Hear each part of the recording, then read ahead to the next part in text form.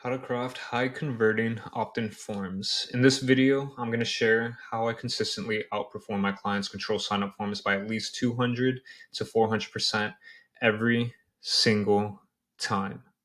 Okay? This is a very important step in the process because, as you know, the opt-in form has a downstream effect.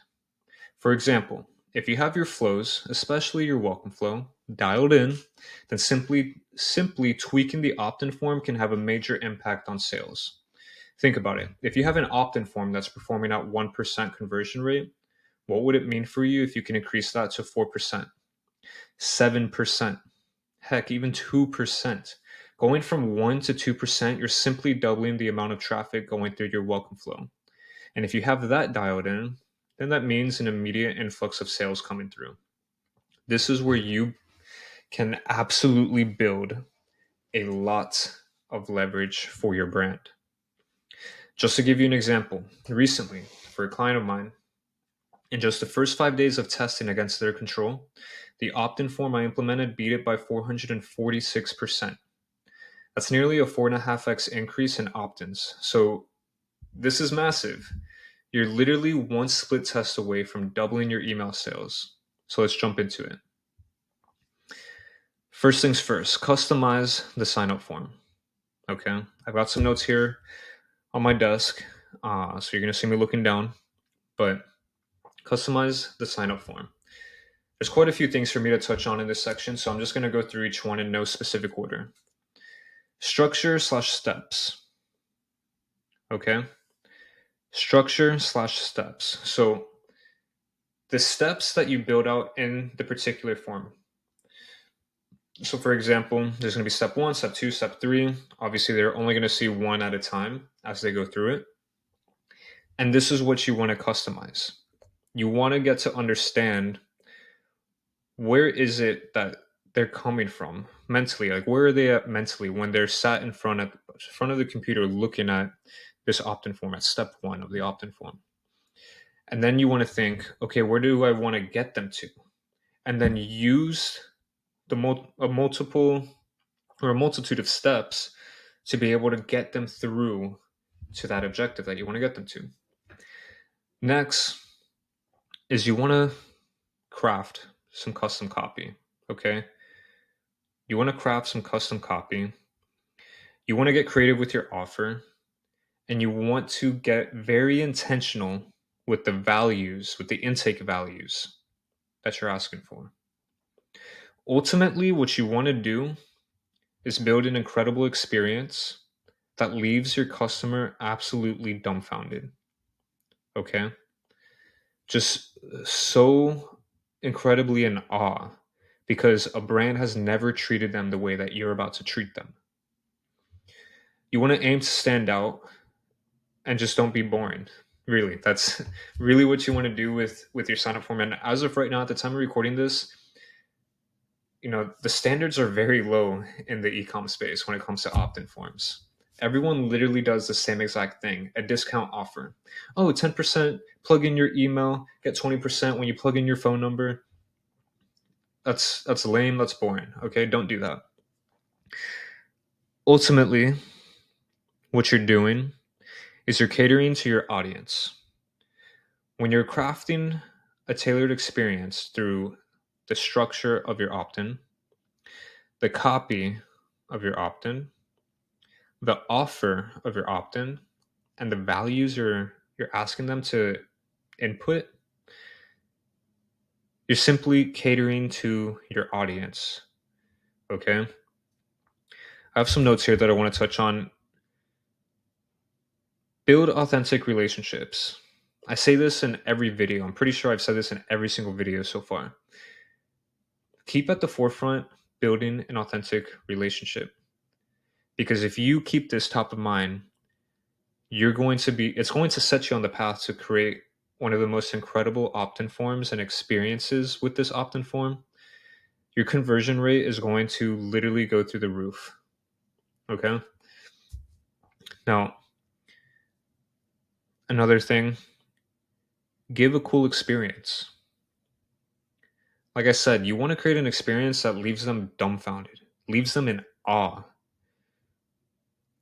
Create a cool experience, because what's going to happen is when you create a cool experience with your opt-in form alone, it's going to make them think like, whoa, what else do they do? What are their emails going to be like?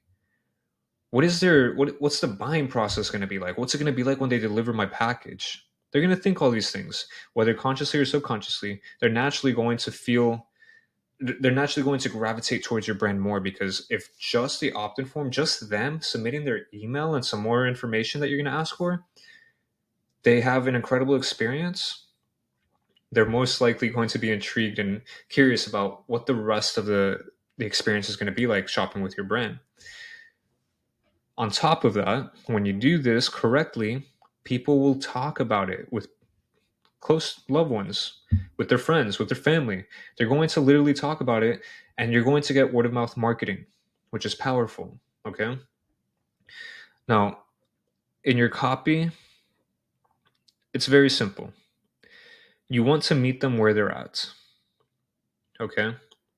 Meet them where they're at. Understand where they're coming from leading up to the point where they're sat in front of the computer looking at your opt in form, and continue the conversation they have in their head.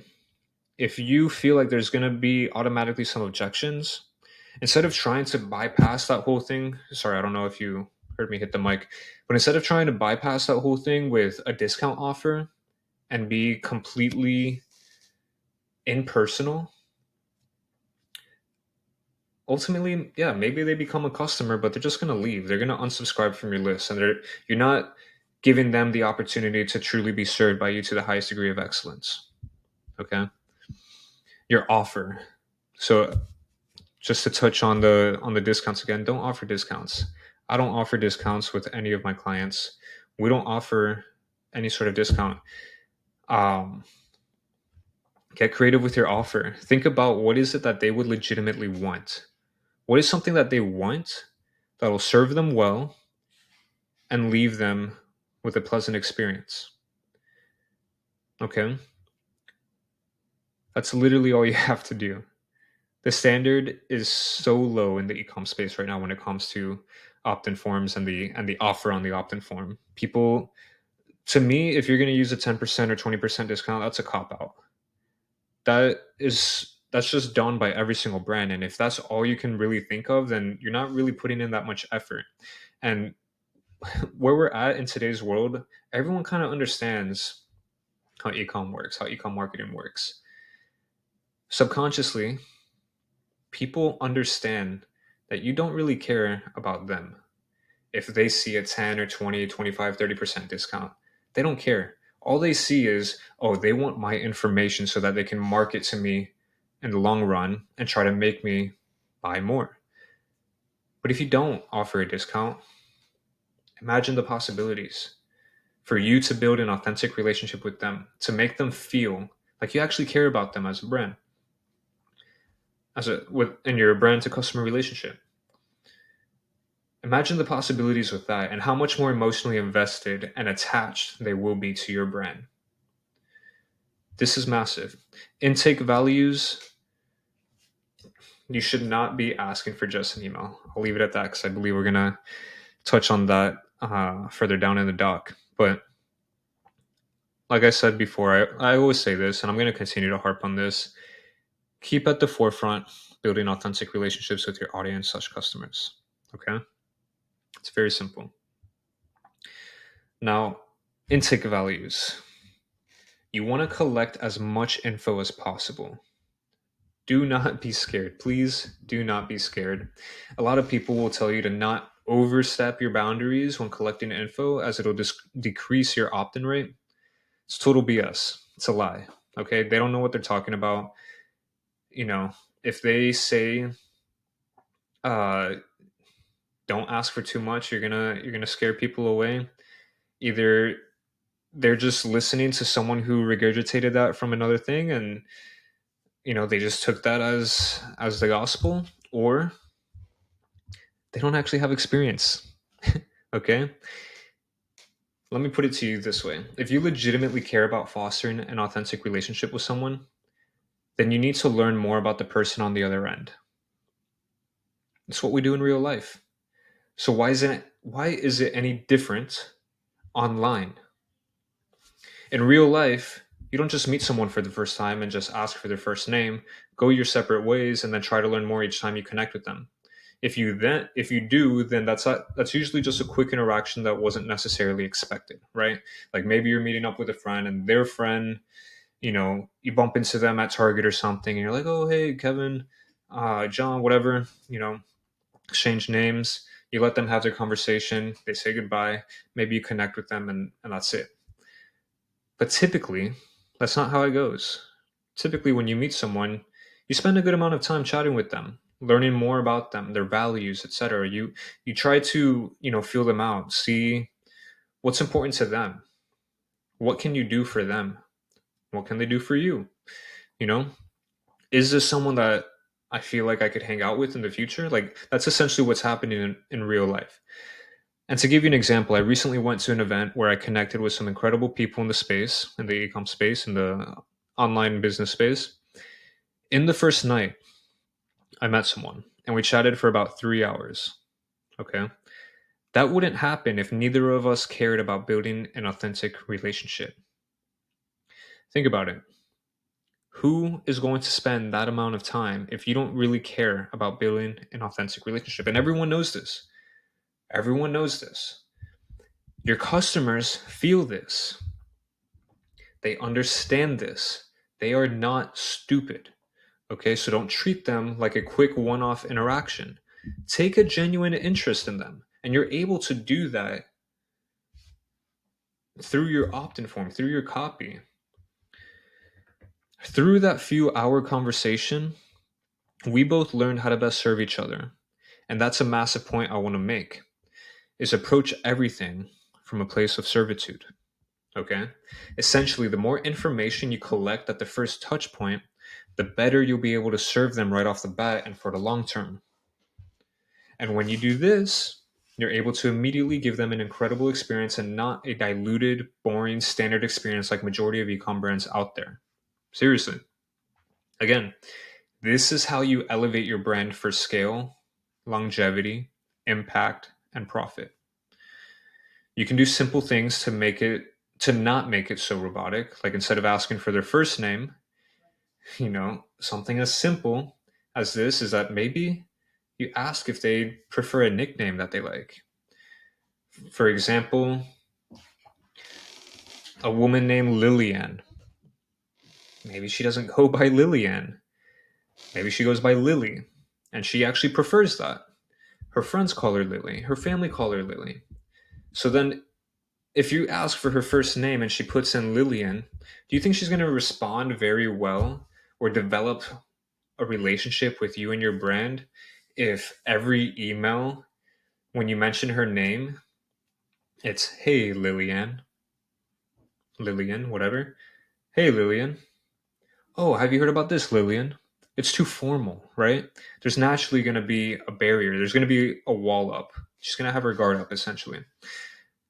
But if you say, oh my gosh, Lily, check this out, she's going to be more responsive. It's going to be like she's talking with a friend. She's reading an email from a friend. And not a lot of people even put in the effort to do something as simple as this, asking for a name that they prefer to be called. Maybe Jonathan prefers to be called Johnny, Lily and Lily. Okay. Another thing is to collect their birthday. Collect their birthday because that's such a important milestone in everyone's life. And if you can be there for that and you're able to serve them in an incredible way near or on their birthday, that's going to stick with them. And there's so many different values you can take in. Obviously, you need to figure out what's important for your brand.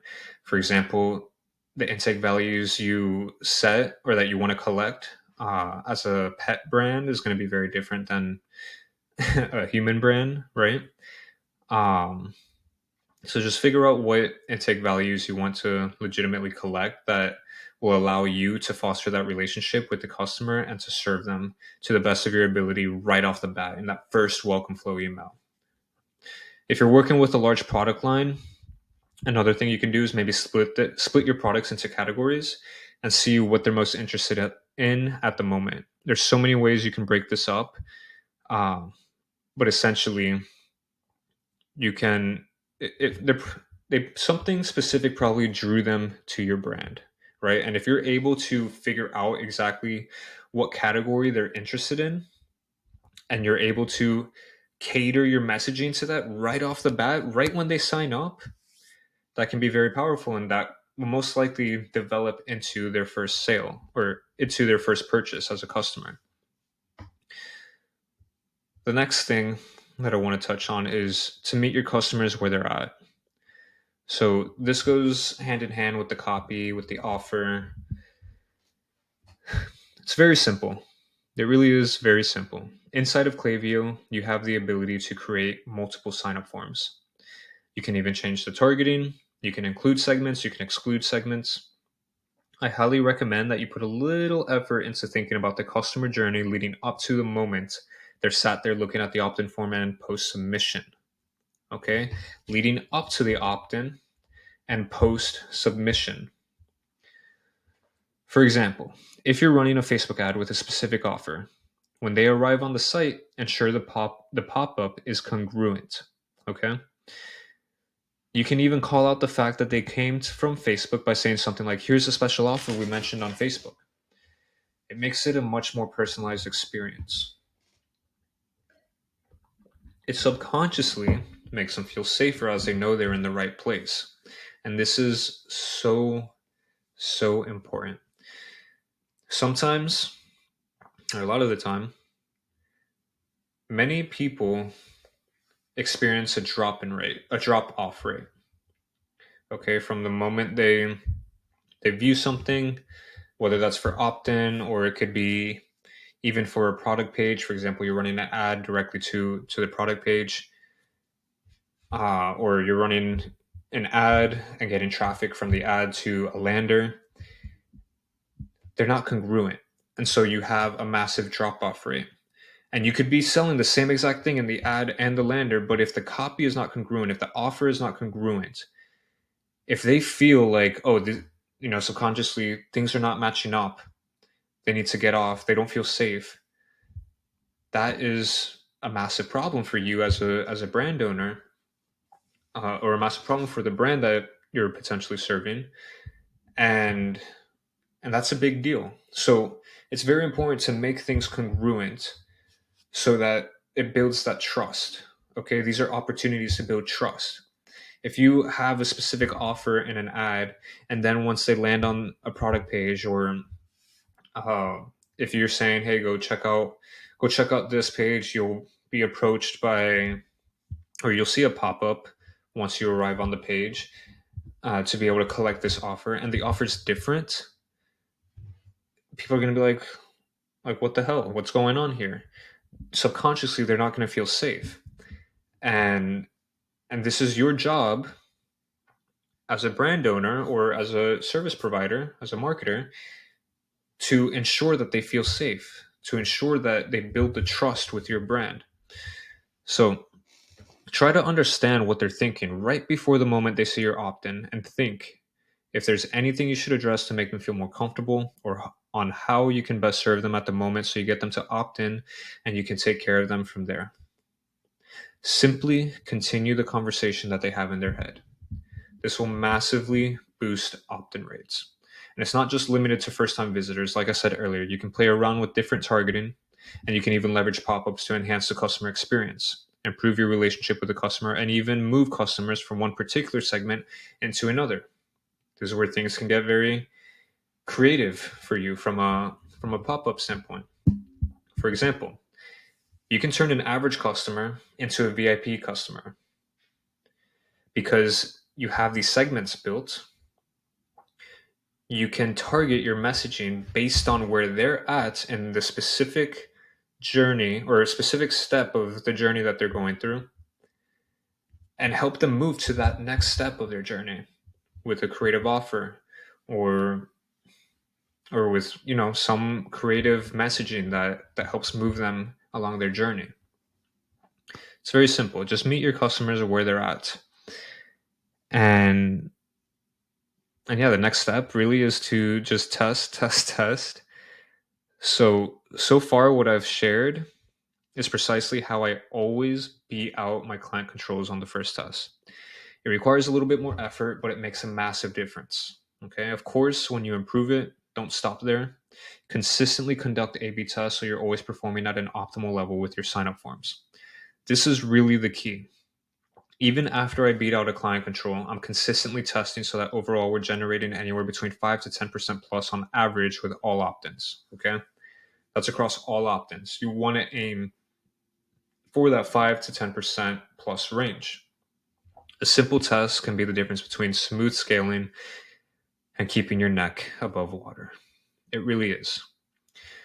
I do want to ask you one thing real quick, but before I do, if you have any questions, comment them down below. Okay. If you want to dive a little deeper, connect with me on Instagram, and I'll do my best to get back to you as quickly as possible. My Instagram will be linked in the description. And as I was preparing this video, I thought of potentially breaking down some opt-ins in the ecom space, and I just wanted to know if you'd be interested in that. If you'd be interested in me creating a video where I'm breaking down opt-ins of ecom brands and seeing how I would personally, improve them. I thought it'd be good for you to kind of see how I approach it. If you think this would be cool and it's something you want, comment breakdown below and I'll get on it. With that said, if you found this video helpful, I'd greatly appreciate it if you liked it so it can help many others just like you. Subscribe, share the video with people if they're in the same space as you, if they own a brand, or if they're a service provider as well. I'm trying to help as many people as possible. That's why I'd greatly appreciate if you can like it and let the algorithm do its thing, push it to other people just like you. But essentially, that's it for this video. I'll see you in the next one.